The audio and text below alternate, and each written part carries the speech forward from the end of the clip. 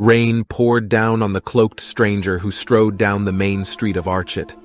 He pulled his gray hood further over his head, silently enduring the foul weather. The man navigated the muddy street with caution, avoiding the large puddles of mud that had formed because of the rain. Several villagers watched him suspiciously as he passed. They weren't fond of foreigners in these parts. The intricately designed sword at his side and the longbow strapped to his back didn't lend themselves to a favorable opinion from the townspeople, but instead only drew more suspicion. Archet was a small village to the north of Bree and was usually overlooked by travelers. Most would rather just travel down the road to the prancing pony in Bree. However, for reasons unknown, this man had decided to come here, and he trudged along until he came upon a tall, dark building. A weathered sign hung from the door which read, "The Halfling's Wayrest." The place appeared dilapidated, as though the owner didn't care what it looked like. In truth, he probably didn't. It was the only inn in the small town.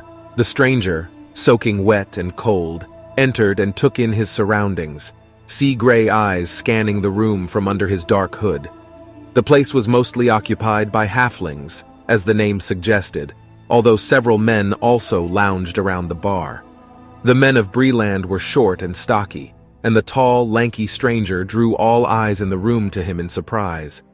They began to murmur among themselves, snatches of their conversations reaching the stranger's ears. "One of those vagabonds, rangers they call them. Short of word and quick of blade they are, hooded and cloaked like ghosts, but with the eyes of an eagle and the senses of a wolf. They ain't natural." A short, barrel-chested man quickly waddled around from the other side of the bar and approached him with a warm smile, his cheeks as red as apples. "How may I help you tonight, sir? I've got several cozy rooms just waiting to be claimed." The portly man smiled wider. "I'll take one," the stranger said quietly, his voice deep, yet weary-sounding, as of one who had seen too much in his time. "Your name, sir?" the portly man said enthusiastically. The stranger seemed to think for a moment, as if he had forgotten his own name. "Raven," he finally said.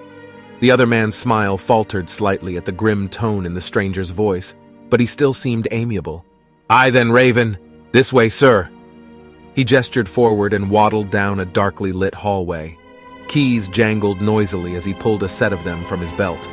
He fumbled around until he seemingly found the right one and put it into the keyhole, eliciting a quiet click as the door unlocked. "If you need anything, just ring the bell. I'll be in quicker than a hobbit to dinner time. Name's Ed." With that, the stout man turned and disappeared down the hallway. The stranger entered the room, looking behind the door in a paranoid fashion. He proceeded to search every crevice of the room until he was satisfied, then stopped and examined the room itself more carefully. In one corner was a dilapidated chest of drawers. The dark wood that it was once made of had grown pale and scratched through wear and constant use. A mirror hung from the side wall that looked as if it had never been cleaned, smear marks and dust making it almost useless. A small bed occupied most of the room and was the only thing in it that looked new. The stranger nodded slightly. It would do. He pulled back his hood, releasing unkempt, shoulder-length auburn hair. His rugged face was covered with dirt and a beard that the man was reluctant to let grow.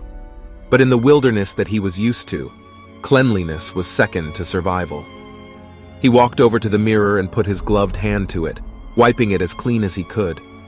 He looked at himself, something he did rarely. He ran a finger along the long scar that ran down his face, the souvenir of an orc ambush. He still looked young, almost youthful, but at the same time, he looked old. His sea-gray eyes held a wise yet weary glimmer that revealed a tired soul. Those eyes had seen much. The plights of dying men, the suffering of those close to him, the defeat of many evil beings. He went by many names across Middle-earth: Raven by the Bree men, Varanway by the elves, Ariak by the Tooks of the Shire. But his real name was Garethor, and he was the last-born of the Dúnedain. Such was how the last-born's final quest began, in the sleepy town of Archet, an unlikely place for an adventure of any sort to begin. This is the last tale in Garethor's story, for after this quest, and in part because of it, Middle-earth saw peace, and heroes were no longer needed. Many, at least of elven stock, sailed into the west, but as for Garithor, well, you'll soon find out for yourself. For it is my task to tell you his tale, and I shall do my best to do it justice. Even though I was present for much of our heroes' journeys, even one such as I cannot fully express the magnitude of these events.